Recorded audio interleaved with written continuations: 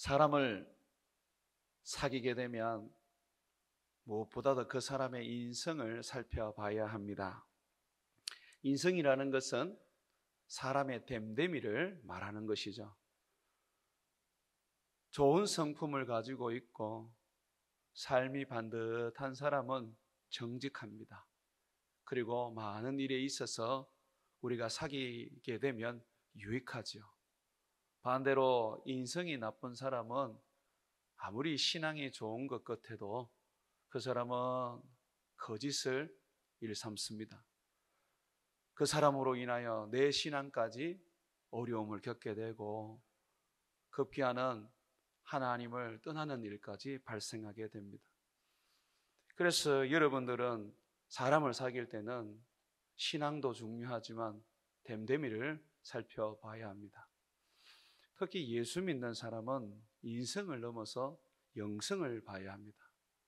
영성이라고 할 때에 신령한 은사가 있고 신령한 능력이 있는 것으로 오해하시면 안 됩니다. 영성은 없는데 은사가 많은 사람들이 있습니다. 그런 사람들은 한번 서임을 받고 버려질 것입니다. 하나님이 서시는 사람은 영성이 있어야 합니다. 영성이라는 것이 무엇입니까? 영성이라는 것은 그 사람의 영적인 됨됨입니다. 인성은 그 기준점이 좀 모호합니다.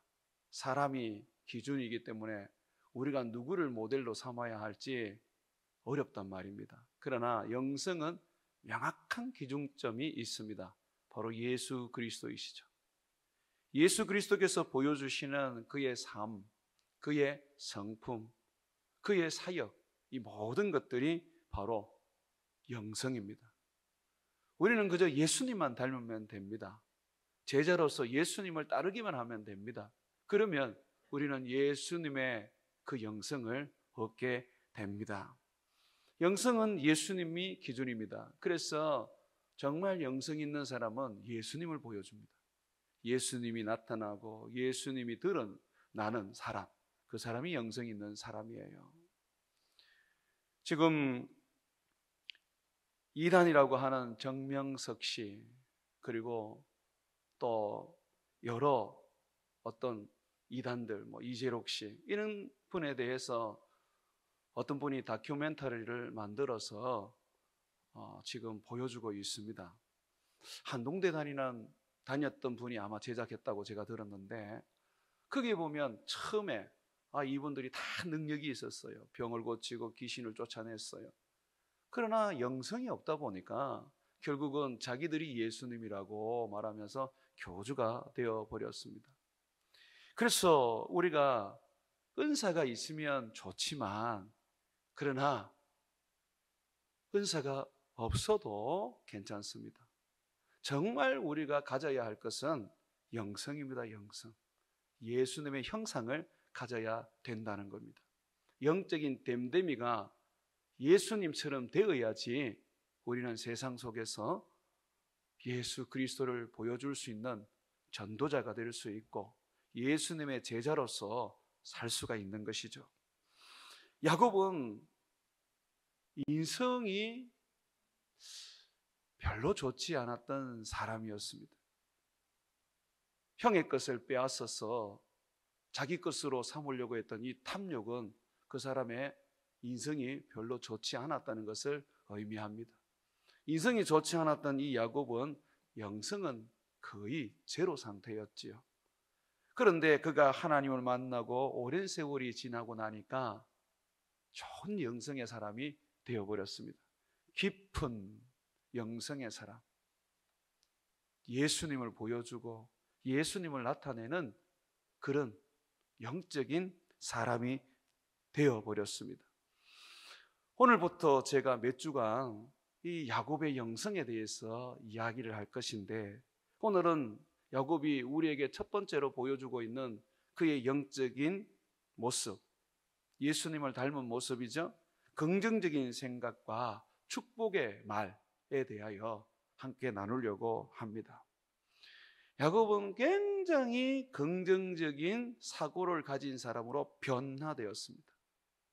처음에는 아주 부정적인 사람이었지요. 예수 그리스도를 믿고 예수님을 따르는 제자들은 생각이 바뀌어야 됩니다.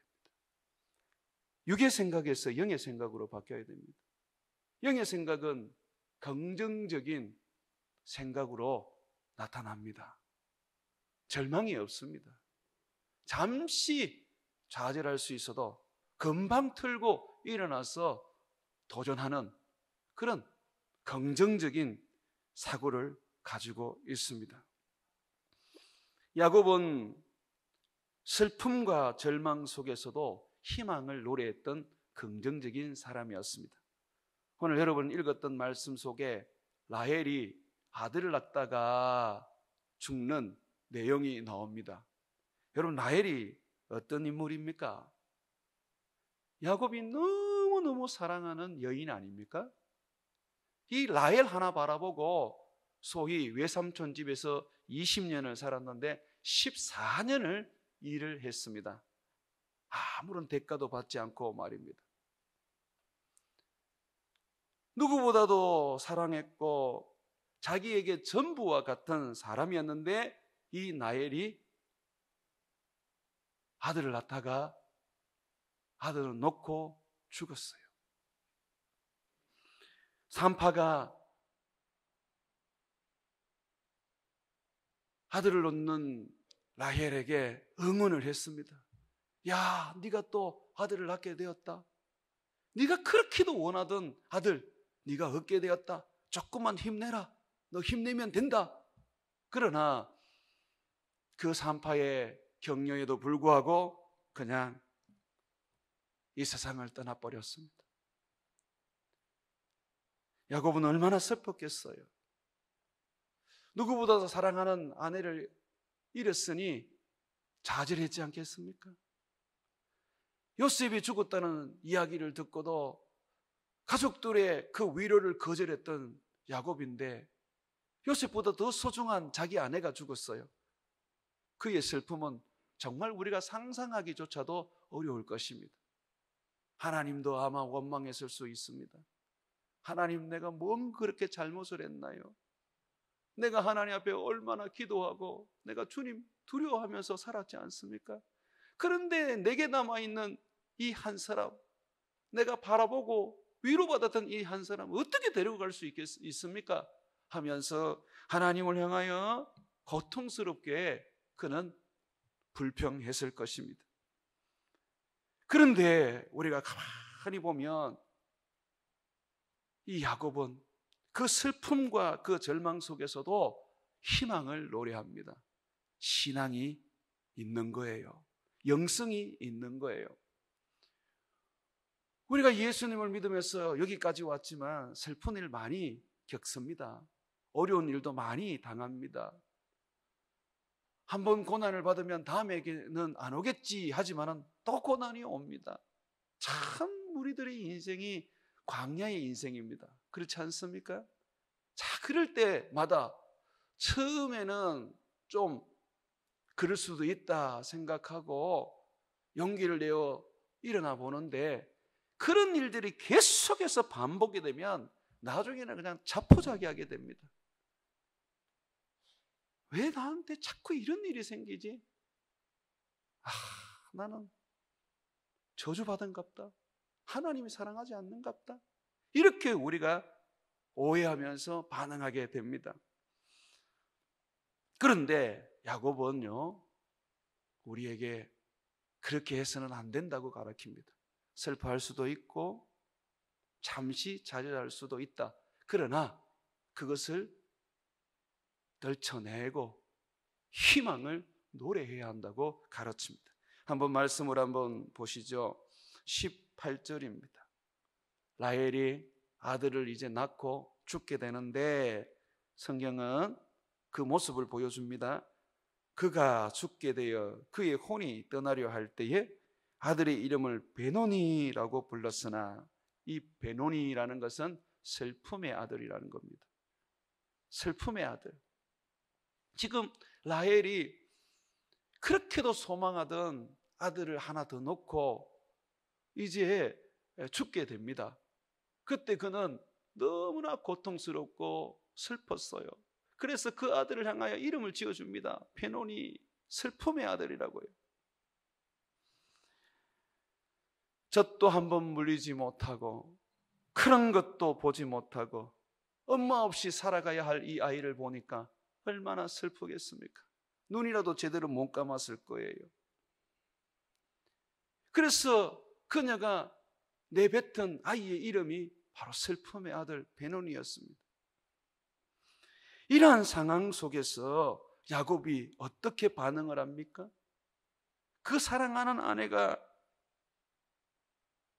지금 죽었는데도 그 슬픔 속에서 힘겹고 고통스러운데도 불구하고 아들의 이름을 싹 바꿔버립니다. 뭐라고 바꾸죠? 성경에 한번 보십시오. 그의 아버지는 그를 베냐민이라고 불렀더라. 이 베냐민이라는 것은 오른손의 아들이라는 겁니다. 성경에서 오른쪽, 오른손을 이야기할 때는 능력을 말하고 권능을 말합니다. 그래서 예수님을 얘기할 때에 항상 아버지의 오른편에 계시는 분이라고 얘기를 해요. 그렇다면 엄마는, 이 라헬은 아들을 낳으면서 절망적인 이름을 불러줬어요. 슬픔의 아들 베노니라고 불러줬어요. 그런데 아버지가 이 절망 속에서 사랑하는 아내가 죽고 이 사랑하는 아내가 외쳤던 그 마지막 유언과 같은 말을 그가 바꿉니다. 긍정적인 말로 바꿉니다. 축복의 말로 바꿉니다. 오른손의 아들 베냐민이라고 바꾸어 줍니다.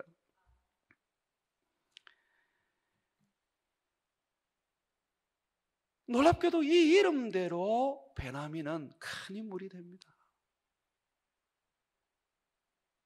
이스라엘 역사 속에서 12지파 중에 순수한 혈통을 그대로 가지고 있었던 족속, 예수님 오실 때까지 말입니다. 딱 2지파가 있는데 바로 유다와 베냐민이에요. 유다는 순수한 혈통을 가져야 돼요. 왜냐하면 나중에 예수님이 이 땅에 오셔야 하기 때문에 그렇습니다. 다른 이방인의 피가 섞여버리면 예수님의 그 존재 자체를 부인하게 됩니다. 그러나 베냐민은 예수님과 관계가 없는 지파입니다. 그런데 그 아버지가 오른손의 아들이라는 그 이름을 불러주면서 항상 유다의 오른편에서 살아갔습니다. 유다 왕국을 만들 때에, 유다 지파가 유다 왕국을 만들 때에 함께 했던 지파가 딱 하나 지파 있죠. 레위 지파 빼고 그게 베냐민 지파 아닙니까? 이 베냐민 지파에서 또한 첫 왕 사울이 나왔고, 이 사울은 유다 지파의 다윗을 자기의 사위로 맞이했습니다. 이토록 우리는 미래를 바라보고 절망 속에도 슬픔 속에도 희망을 말할 수 있는 사람이 되어야 합니다. 예수님을 일컬어서 말씀이라 그래요. 그가 말씀이시기 때문에 그가 말하면 다 그대로 됩니다. 빛이 있으라 그러면 빛이 있고, 하늘에 태양이 생기라 그러면 태양이 생깁니다. 말대로 돼요. 그래서 예수님의 말에는 항상 긍정적인 말, 그 긍정적인 사고에서 나오는 축복의 말을 가지고 계셨습니다. 그렇다면 우리도 그런 삶을 살아야 예수님의 모습을 나타내고 보여줄 수 있는 거예요. 사고를 바꾸고 말을 바꿔야 됩니다. 이 말은 사고에서 나옵니다. 긍정적이어야 합니다. 안 된다, 못한다, 그렇게 해서는 안 돼요. 어떤 일이 있어도, 슬프더라도 또는 절망적이라도 모든 것을 포기할 수 없는 그런 상황일지라도 할 수 있다. 주님이 나와 함께 하시면 나는 할 수 있다. 주님이 내게 복을 주시면 나는 일어날 수 있다 라고 할 수 있는 그런 믿음이 있어야 합니다. 사랑하는 여러분, 여러분들은 어떻습니까?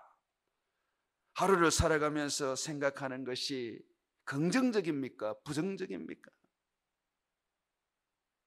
하루를 살아가면서 내뱉는 말이 축복의 말입니까? 아니면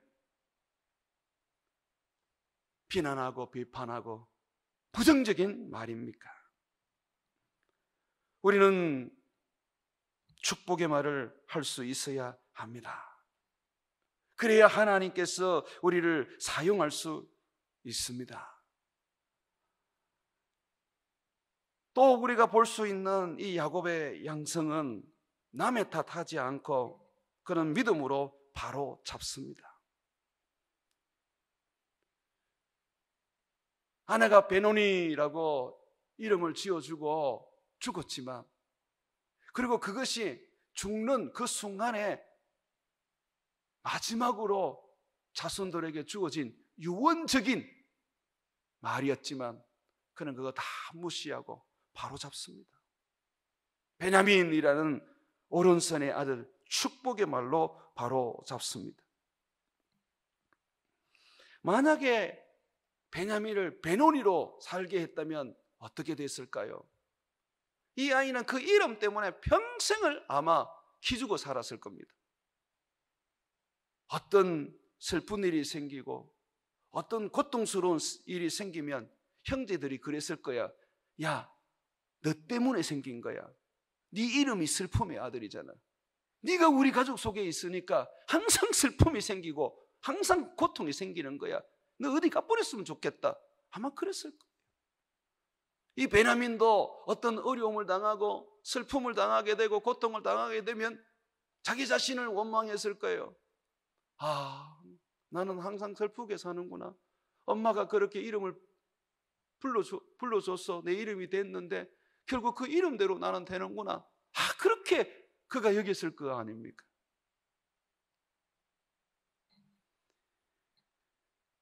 불보듯이 뻔한 거 아닙니까? 하나님이 아브라함의 이름을 바꿔주셨잖아요.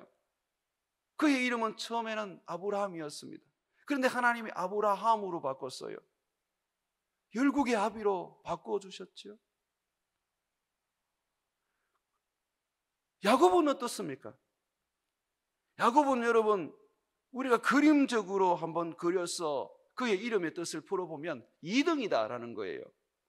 형의 뒤꿈치를 잡고 태어났으니까 먼저 난 형은 1등, 뒤꿈치 잡고 나온 야곱은 2등인 거예요. 항상 2등인 거예요. 그런데 하나님이 그 이름을 바꿔주셨어요. 하나님도 이긴 1등, 그게 이스라엘 아닙니까?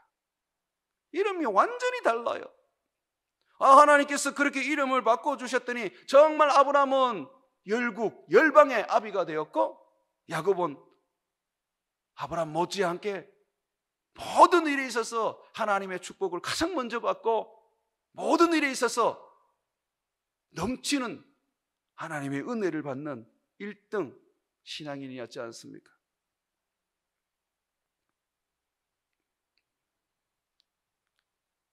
그런 것들을 야곱의 자녀들도 알아요. 조상들이 이름을 바꿨기 때문에. 그런데 이 베냐민이 베노니로 살면 얼마나 어려움을 형제들에게 당하겠습니까? 그래서 그 아버지가 그런 일이 없도록 미리 바로 잡은 것입니다. 사랑하는 여러분, 바로 잡으십시오. 지금이라도 늦지 않습니다. 우리 아버지가 가난하고 우리 어머니가 일하면서 날 키운다고 제대로 공부도 안 시켜줘서 나는 이런 인생이 됐다. 그 사고 버려야 돼요. 그리스도 예수 안에는 새로운 피조물입니다. 성령이 있는 사람은 모든 얽매인 것에서 자유로운 사람입니다. 바로 잡으십시오.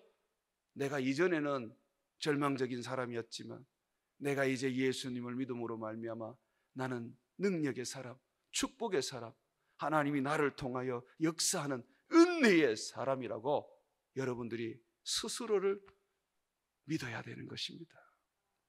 나는 이것밖에 안 돼. 에이그 해도 그렇지 뭐.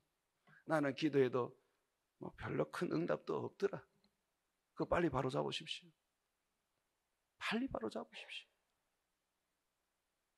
야곱이 그 슬픔 속에서 바로 아이의 이름을 바꿔줬던 것처럼 여러분들이 죄절하는 것을 잊지 말고 여러분의 생각들을 다 뜯어 고쳐서 나는 할 수 있다. 주님이 나와 함께 하시면 나는 능치 못할 일이 없다. 내가 잠시 슬픔을 당하고 고난을 당하지만 나는 이거 이겨낼 수 있어. 내가 학교 다닐 때는 공부 꼴찌했지만 그러나 괜찮아. 나는 예수 그리스도의 이름으로 나는 새로운 역사를 만들 거야. 그런 믿음이 우리 속에 있어야 하는 것입니다.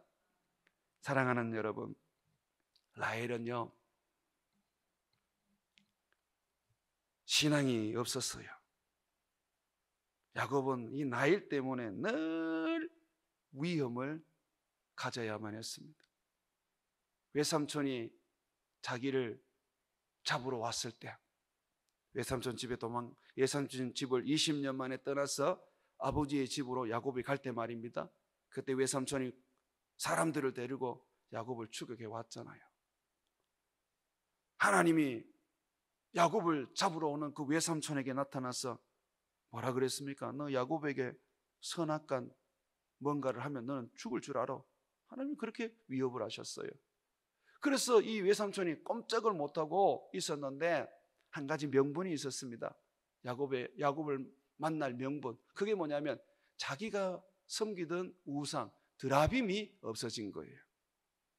그래서 그 드라빔을 내놔라고 지금 야곱을 만난 겁니다.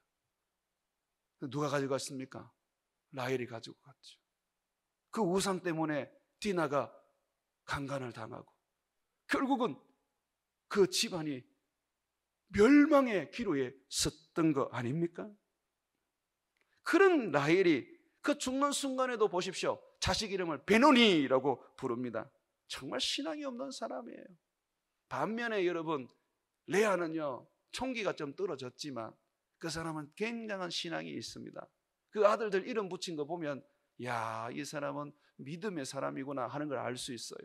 그래서 그런지 하나님은 레아를 아브라함과 사라가 묻혔던 묘실에 집어넣고 라헬은 그냥 길거리에서 그냥 무덤 하나 만들어서 크게 묻히게 하셨습니다. 이렇게 위험을 불러오는 이 라헬, 그 라헬이 그래도 요셉의 어머니가 될 수 있었고 베냐민의 어머니가 될 수 있었던 것은 바로 야곱이 항상 바로 잡았기 때문입니다. 남 탓하지 마세요. 우리 아내가 기도 안 해서 우리 가정이 풀리지 않는다. 우리 남편이 새벽 기도라도 나가면 좋으련만 우리 남편은 기도를 안 한다. 그래서 우리는 항상 어려움 겪는다. 그런 치사하고 야비한 생각하지 마십시오. 남 탓하지 말고 자기가 하십시오. 내가 하면 됩니다. 야곱은요 아내 탓하지 않았어요. 자기가 했어요. 그래서 믿음의 가정으로 반듯하게 세웠습니다. 아내가 좀 자녀를 키우는 것이나 가정을 꾸려가는 데 있어서 부족할 수 있습니다. 그거 가지고 탓하지 마세요. 남편이 채워여면 되지 않습니까? 남편이 좀 덜 벌고 그리고 남편이 좀 부족한 부분이 있습니다. 그거 가지고 무능력하다고 하지 마세요. 아내가 좀 아껴 쓰고 좀 저축하면 되지 않습니까? 내가 그렇게 믿음 안에서 살고 바로 잡으면 되는데 자기는 한 개도 그런 헌신을 할 생각은 안 하고 자꾸 비난한단 말이죠.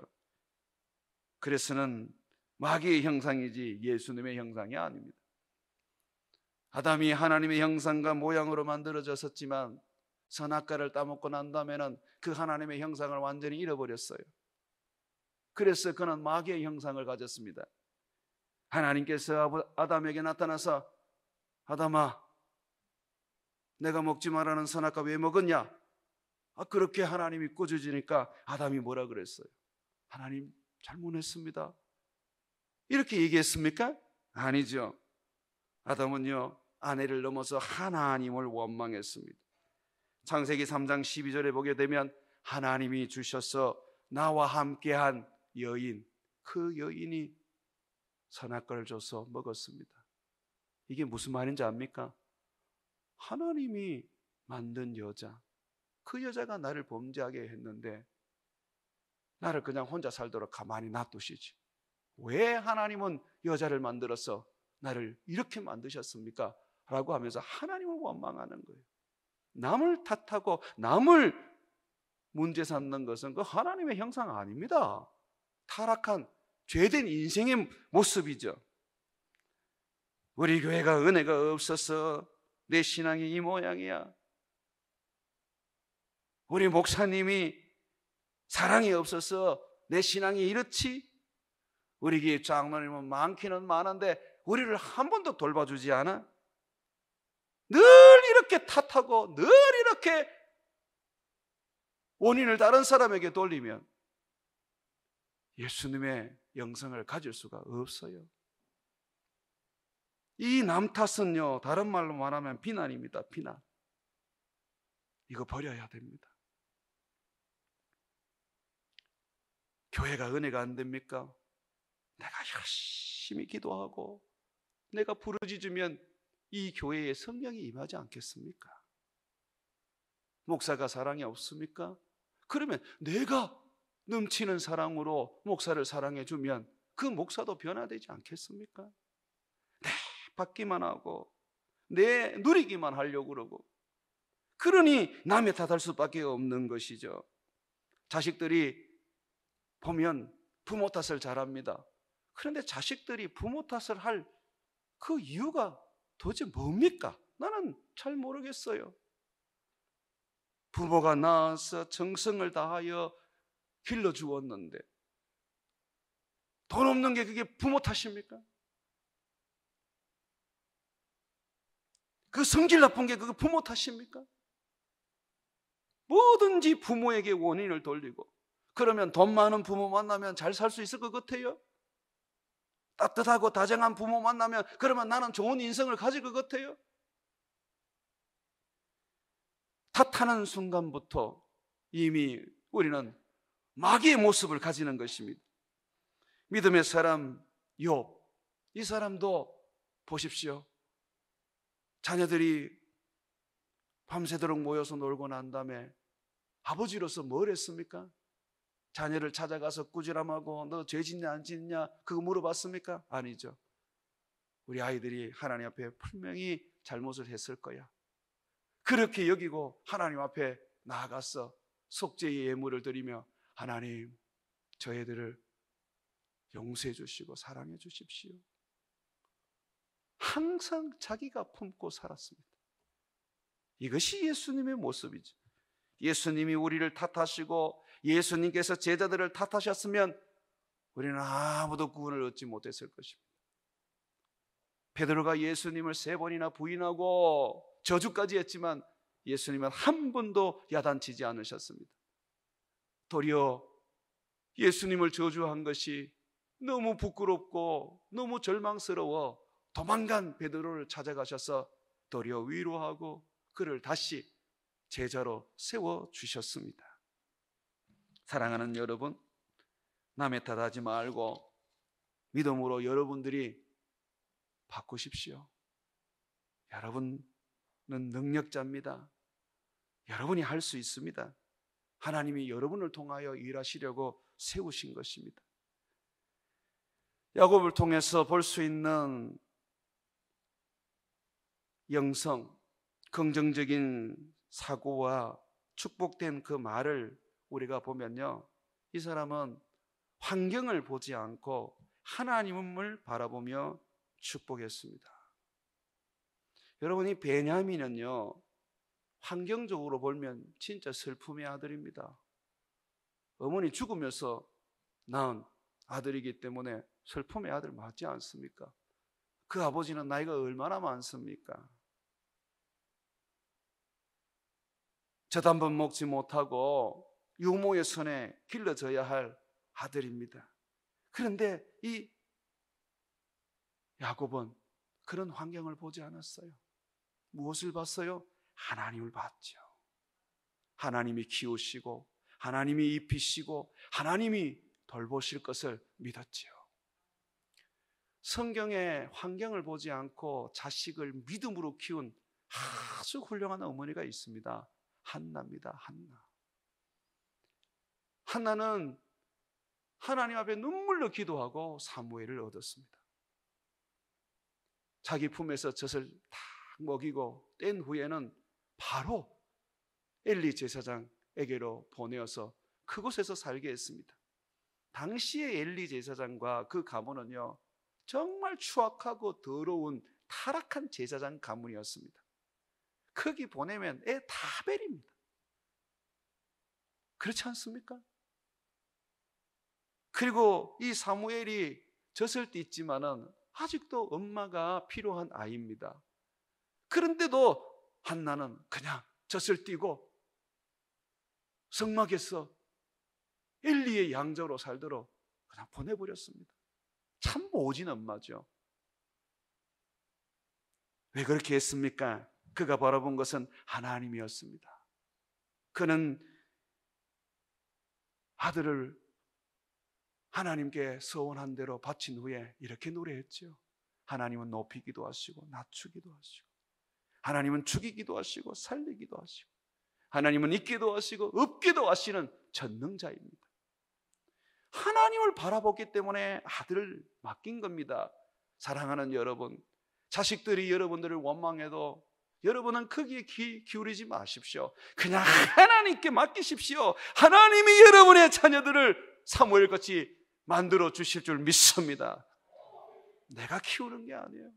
하나님이 키우도록 해야 하는 거예요. 내가 키워본들 얼마나 잘 키우겠습니까? 우리 교회에 우리 이준석 목사님 선교사로 보내기 전에 교회에서 선교사로 여러 훈련을 받게 했습니다. 근데 별로 열매가 좋지 않아요. 외국인 사역을 맡겼더니 외국인 사역들이 잘 안 돼요. 그래서 장로님들이 선교사 보내는 게 좀 염려가 되셨어요. 근데 우리가 그런 의논을 했습니다. 하나님께 맡깁시다. 우리가 키우려 하면 안 됩니다. 하나님이 하실 겁니다.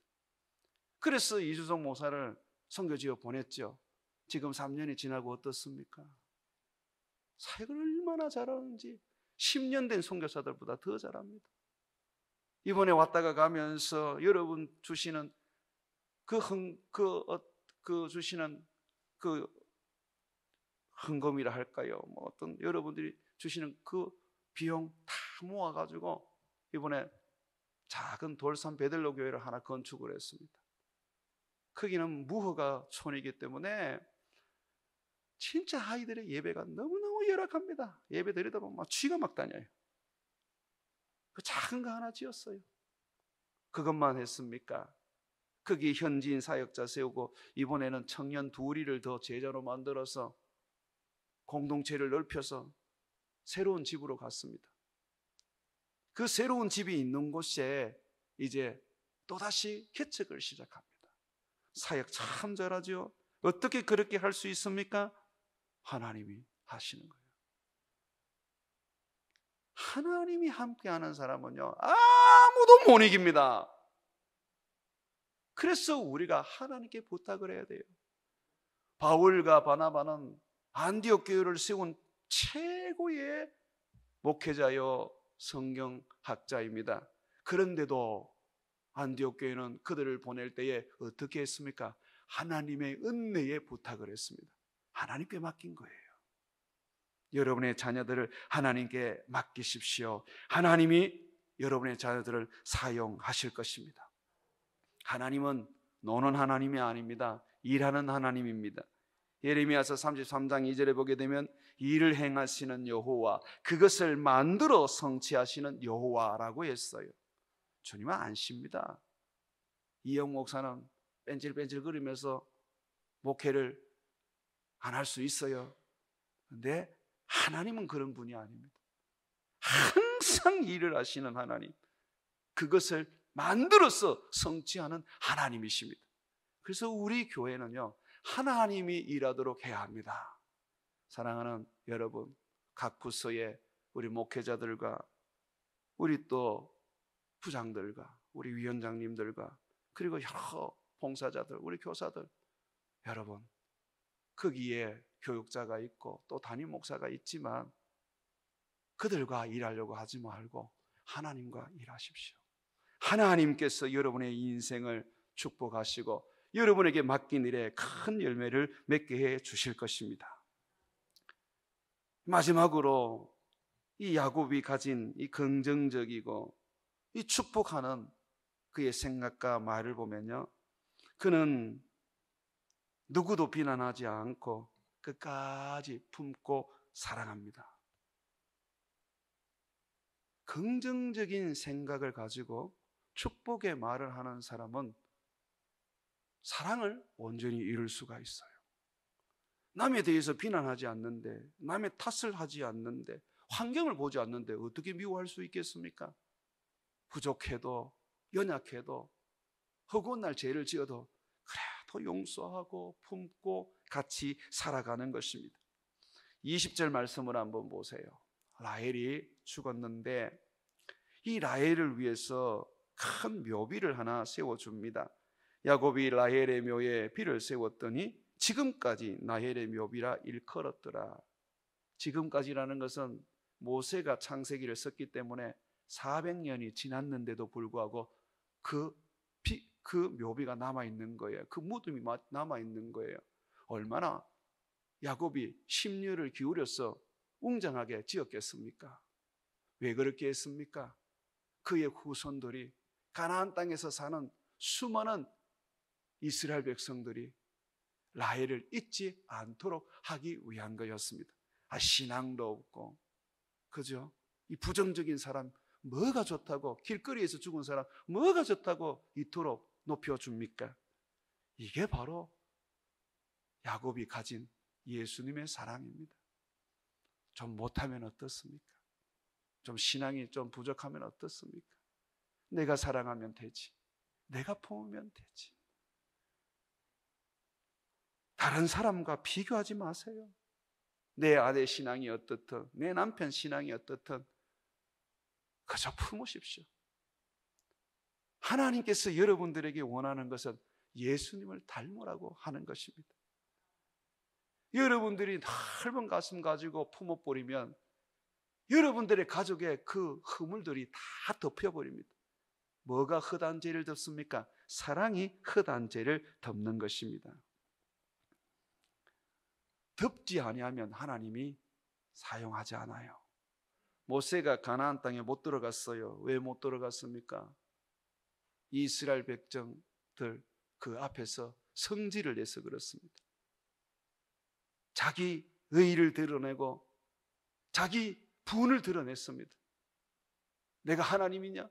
왜 내게 와서 자꾸 물을 내놔라고 그러냐? 그러면서 성질을 냈어요. 그러한 모세를 하나님 뭐라 그랬습니까? 너는 가나안 땅 못 들어가. 네가 어찌 내 백성들 앞에서 나를 드러내지 않느냐? 나는 자비롭고 너그러운 하나님이다. 수십 번 와서 물을 달라고 해도 나는 물을 주는 하나님이다. 너는 어찌 그렇게 성질을 내냐? 사랑하는 여러분, 사랑을 외면하면 안 됩니다. 정말 예수님 닮은 사람은 사랑이 나타나야 합니다. 그 사랑은 품는 사람, 그 사랑은 축복하는 사람, 그 사랑은 허물을 감추어 주는 사람입니다. 비난은 쉽고 그 비난을 통해서 자기의 의로움은 나타낼 수 있지만 그것으로 하나님 앞에 못 섭니다. 정말 하나님 앞에 서고자 한다면 비난이 아니라 덮어주고 가려주고 이해해 주어서 하나님께서 여러분의 모습으로 인하여 기뻐하고 행복해 하실 수 있도록 만드십시오.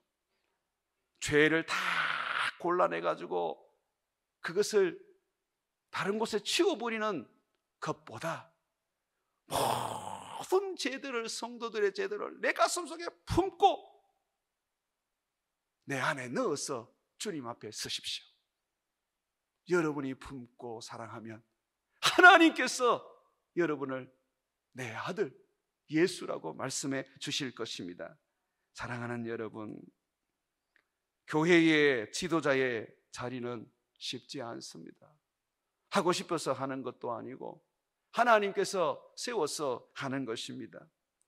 교회의 목사가 되고 교육자가 되고 장로가 되고 권사가 될 때에 실수 한번 하지 않고 좋은 모습으로 살아가면 너무너무 좋지만, 그러나 그렇지 못합니다.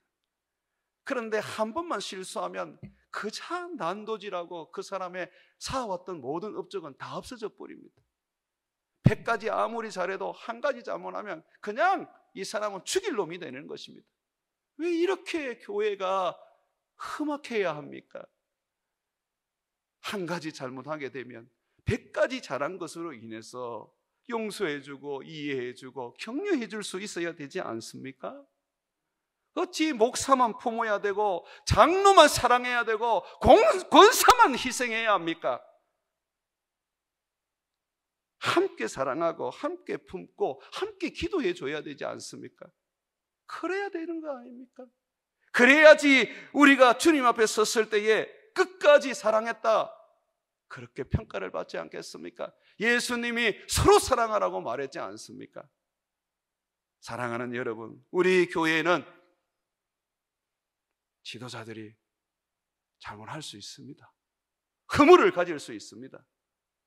그런 사람들, 여러분들이 시비 걸지 말고 도리어 기도해주고 도리어 품어주고 더 잘할 수 있도록 격려해주는 그런 예수님의 형상을 가지시기를 주의 이름으로 축원을 드립니다.